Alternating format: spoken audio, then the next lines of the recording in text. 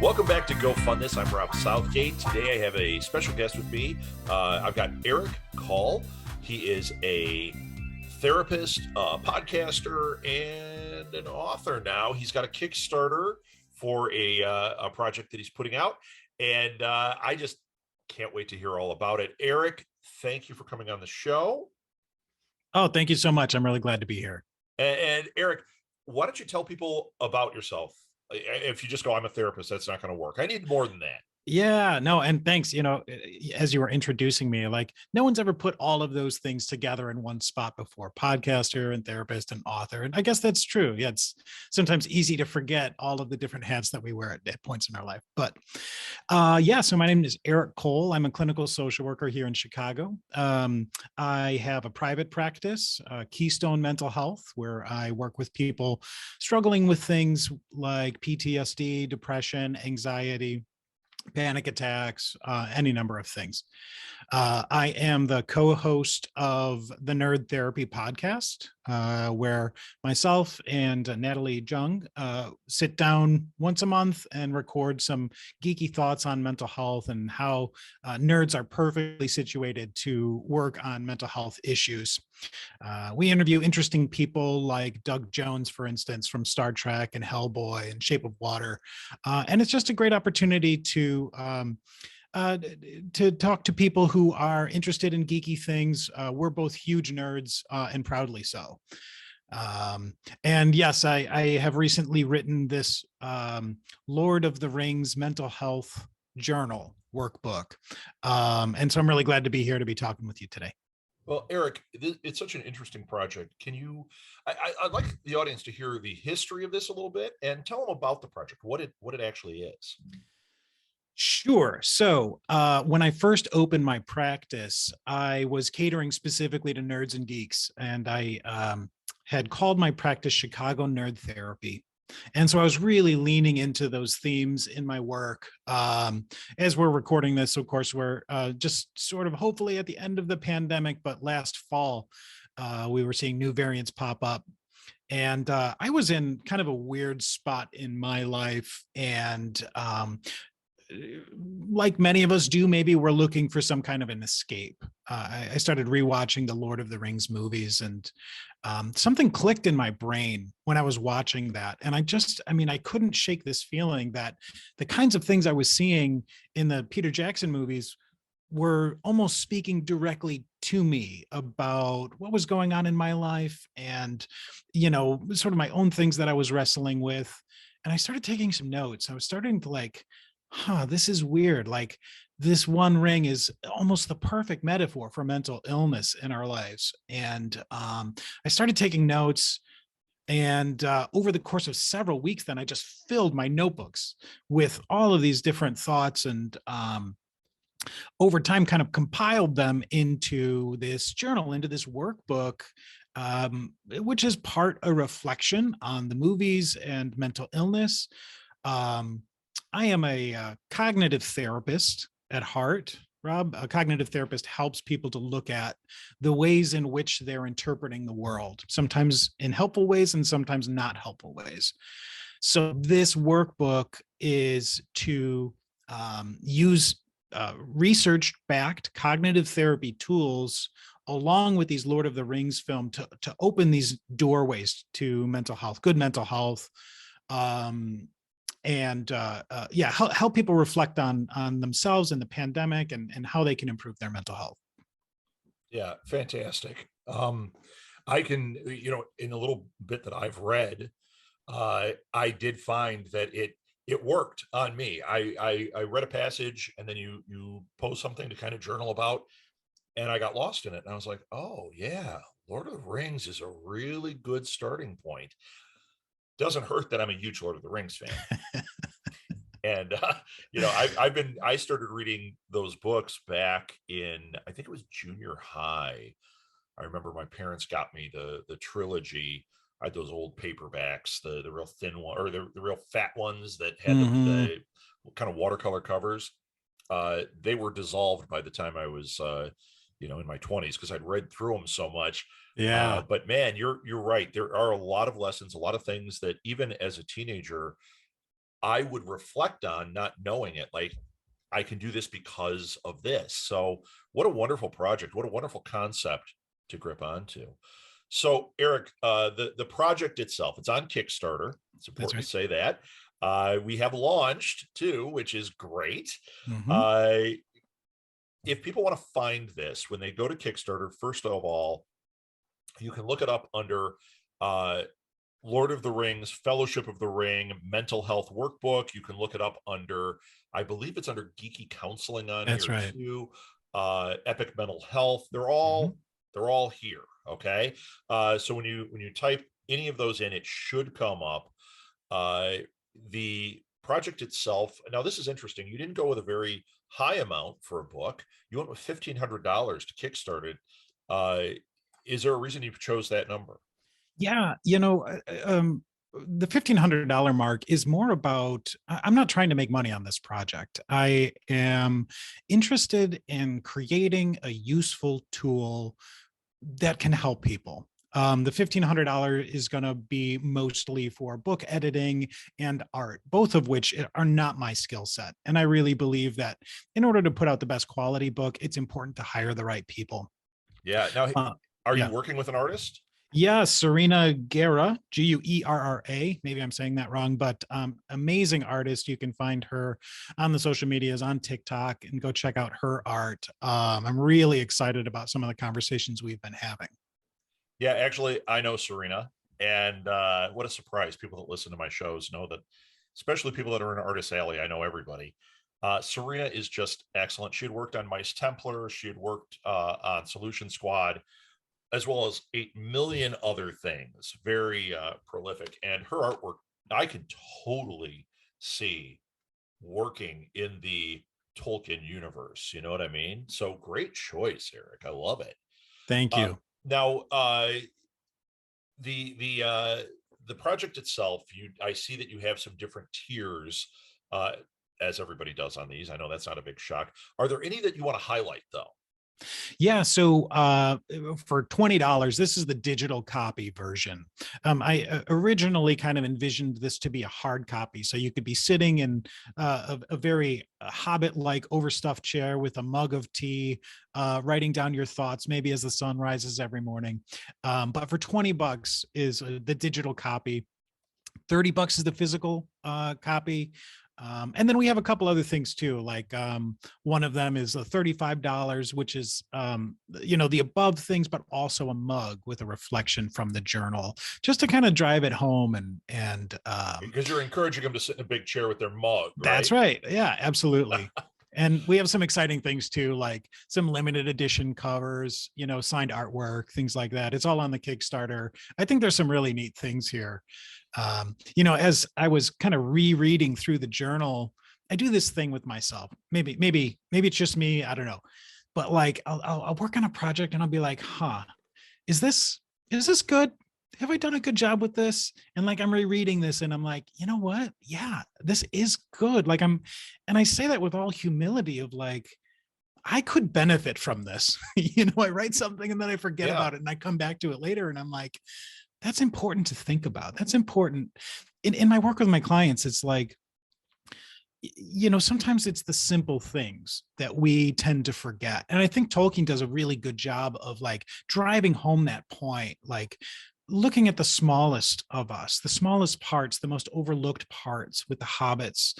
Gollum plays a big role, right? The things that we tend to ignore wind up having the biggest impact. And so I'm kind of submitting this Kickstarter to your listeners humbly, with the As idea the that smallest of Kickstarters the that will be the smallest of most Kickstarter. important to all, That's right? right. That's right. Yeah. Yeah, actually, I had the same reaction. I think I mentioned that at the top of the show, that just reading through that little bit, I found myself lost. I was thinking about this, and all of a sudden I went, "Whoa, this book works. This is really, really cool." And I love that you're not going ridiculous, because something like this, I could see making it some kind of premium, coffee Mm, table, big deal, or leather bound, which would be great and everything, but it's not going to be as accessible. At the points you're looking at here, it's very accessible. One thing that I do want to point out to people listening, if you are going to do a Kickstarter, because a lot of people that are making Kickstarters listen to this show too. Uh, when you mentioned that the digital copy was $20, it's not that the actual copy is $20. The pledge point is $20. It's Mhm. kind of like on PBS when you get the umbrella for $150, you get the umbrella. Do you think that the umbrella, if you bought it in their shop, is $150? No, you're that is a pledge that's helping out. And then that digital copy is kind of the reward that you're saying, like, hey, I can give you this and not take away from the funds that I so desperately need for my project. So just something important to keep in mind when you're dealing with Kickstarter and crowdfunding. I know a lot of people understand it, but I also know it's a question I get a lot. So Yeah, thanks for just, clarifying. yeah, just a little side note on that. Eric, do you have stretch goals? Because I fully believe you're going to hit $1,500 fairly easily. Seems like a small amount for this incredible project. Do you have any stretch goals in mind? Yeah, we have a couple of stretch goals. So the journal itself is written, and I just kind of want to highlight, like, there's really no risk in backing this, because it's this book is happening, and we're looking for help just to get it launched. But yeah, so if we hit 2,000, we're going to add a couple more illustrations from Serena, and really all of the stretch goals are about creating a more vibrant experience for the reader through artwork, which I think is in keeping with the illustrative nature of the journal, Tolkien's own drawings that he did, as well as the amazing visuals in the Lord of the Rings movies. So a couple different stretch goals, all of which really are focused on artwork. But then if we hit $3,700, which, fingers crossed, I'm going to start doing some custom visualizations, guided meditations with some voice actors coming in to kind of embody the Lord of the Rings characters, all based on a questionnaire that people can submit. And I think it could be really neat. I think that is an amazing stretch goal. I'm always a big fan. Anyone, once again, that listens to the show, whenever we get to, oh, we do a special podcast or there's going to be an audio version, I'm always all about it. I wonder why. I'm going to have to do a little journaling about that, figure out if it's maybe because I'm into podcasting. So we already covered it. There's no risks or anything. We've got some cool stretch goals. Eric, where can people find you to follow you and kind of keep track of this project? Yeah, so the best place would be, I'm on some of the social medias, Facebook, Instagram, Twitter, at Geeky Counseling. Geeky Counseling. Also on Kickstarter, like we said, if you search mental health workbook, Lord of the Rings, I'll pop right up. Yeah, Epic Mental Health. Yeah, Mhm. well, and also for anybody listening, I do throw this all in the show notes, so the links will be there. Eric's social media links, the link to the Kickstarter, so it makes it nice and easy. But some of us are not auditory learners; we are visual, or sorry, flip that, are not visual, we're auditory. So when we hear it, we know, oh, that's what it is. So that's why we cover that. And let's see, what else did I want to ask you? Oh, you had mentioned to me, I thought this was really cool, that you could do a guided meditation on here, which is like a sample out of the book. Mhm. I'm going to hand it over to you. I would love for you to do this. Yeah, I'd be happy to. So in therapy, counselors will often talk about ways to reduce stress. And guided meditations can be a really effective tool at doing that. So I've written a brief guided meditation that maybe your listeners would enjoy. And I'll just take a couple of minutes to kind of read right out of this passage. This is journal entry number 6 out of 150 entries. The Shire is a picturesque haven of safety, community, and peace. Today, I'd like to do a brief guided meditation to help you connect with an internal sanctuary that'll be available to you at any time. For our purposes, we'll be using the Shire for our imagery. Exercises like this can help us to de-stress and to set down our burdens for a time. Focus on a sense of well-being. So I'd like you to find a comfortable spot in your chair. Let your shoulders drop. Soften your eyes. Relax your jaw. Take a breath. Imagine the rolling green hills of Bag End. See the long grasses swaying in the warm evening air. From somewhere around the bend, you can hear fiddle music, and it connects you to this moment.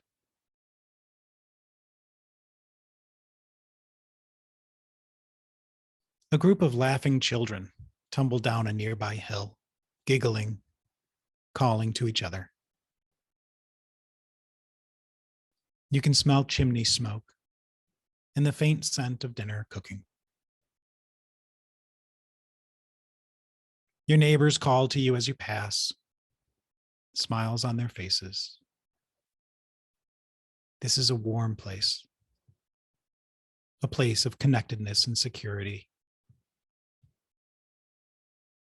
Here, people watch out for each other and for you.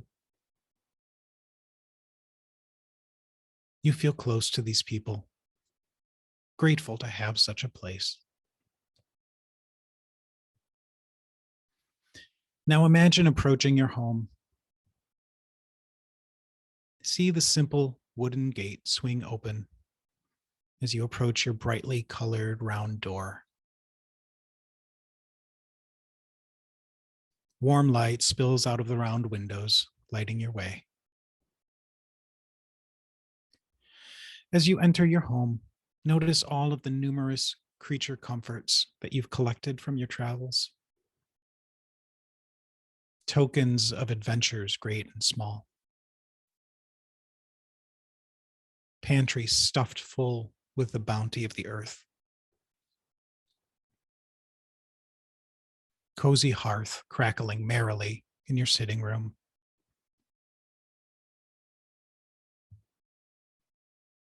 You see that dinner has been prepared for you already. As you settle into your chair, notice the sense of comfort and well-being.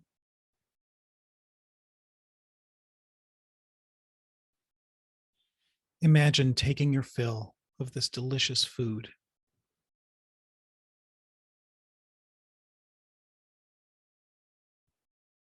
You begin to grow sleepy and wonder if it's time for a nap.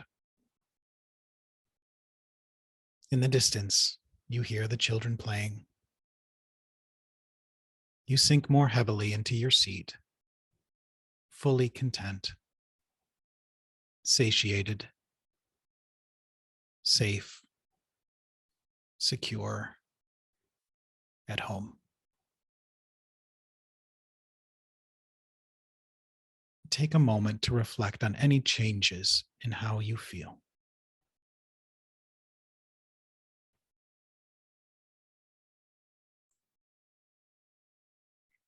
Fantastic. Thank you so much for that, Eric. Hopefully nobody fell asleep while they were driving. That's not a bad thing from a therapy standpoint. That means you're relaxed. Yeah, that was very good. So thank you once again. And another side note to people listening, I know I am a broken record with this, but I will continue to be a broken record with it. Even if you can't support the project, every project that I share on this show, I feel is worth your attention. And I know there are people out there that will benefit from these, especially a project like this. Even if you can't support, although, come on, a couple of bucks in there would definitely help everybody. But even if you can't, and I understand it, share it on your social media. Let your friends and family know that there's this cool Kickstarter out there, because the bottom line is you don't know who in your friends group needs this, loves Lord of the Rings, loves to support Kickstarters. When they see it come through, they might go, man, this is a project I really want to support. And who knows? Who knows? They might just be big Serena Guerra fans, and go, wow, a new project from her. Boom. You never know. So please share it across your social media. That really, truly helps everybody here. And you can share this podcast too if they want to hear Eric's words of wisdom and that nice kind of meditation. So thank you for listening, everybody. And Eric, good luck. I know you got this. Thank you so much.